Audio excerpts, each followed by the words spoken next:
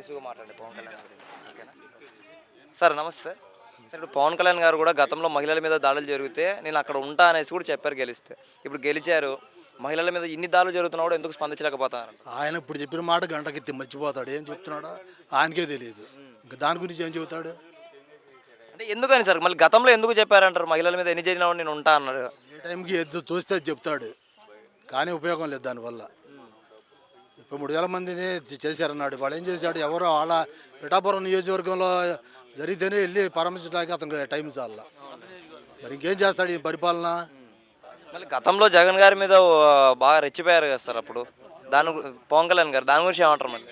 రెచ్చిపోతారంటే రెచ్చిపోనేది. రెచ్చిపోతే దీనికి ఏమైందంటే జగన్ గారికి మళ్ళీ జగన్ అలా పాతాలని తొక్కేస్తామని అన్నాడు. ఇంపాసిబుల్, అదే ఇంపాసిబుల్. ఆయన జననాయకుడు. ఎప్పటికైనా సరే మళ్ళీ సింహంలాగానే సింగిల్గా వచ్చాడు. 40% ఓటు ఉన్నాయి. వాళ్ళిద్దరు కలిసి ఒక 10% జనం ఆశపడ్డారు. ఆడబిడ్డని ఇది ఇస్తాడని, అది ఇస్తాడు, ఇది ఇస్తాడని చెప్పి ఆశపడ్డారు. ఎవరో జస్ట్ అట్ట వెళ్ళిపోయింది అంతవరకే.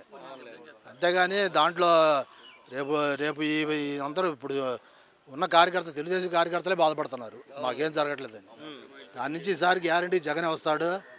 మన ఆంధ్ర రాష్ట్రం సుభిక్షం కాబోతుంది. సార్ మళ్ళీ సనాతన ధర్మం కాపాడాలంటే కూడా నాలాంటి వ్యక్తి ఉండాలి అనేసి కూడా చెప్పడం జరిగింది ఒకసారి పవన్ కళ్యాణ్. దాని గురించి ఏమంటారు? అవునండి, సనాతన ధర్మం గురించి ఇప్పుడు చెబుతున్నాడు. అంతకుముందు కమ్యూనిస్ట్ అన్నాడు, వాళ్ళ నాన్న సిగరెట్ కాల్చుకుంటానన్నాడు, ఏది దీపంలో సిగరెట్ కాల్చుకుంటానన్నాడు, తర్వాత ఏమన్నా దైవభక్తుడు అన్నాడు.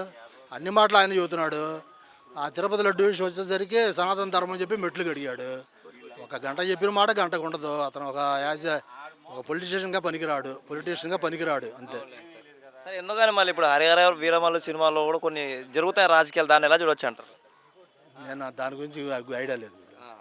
సార్ మళ్ళీ పవన్ కళ్యాణ్ గారు ఈసారి ఒకవేళ జగన్ గారి మీద కానీ అరెస్ట్ జరిగి ఇలాంటివి జరిగితే ఎలా ఉండబోతుంది అంటారు పవన్ కళ్యాణ్ గారి పరిస్థితి?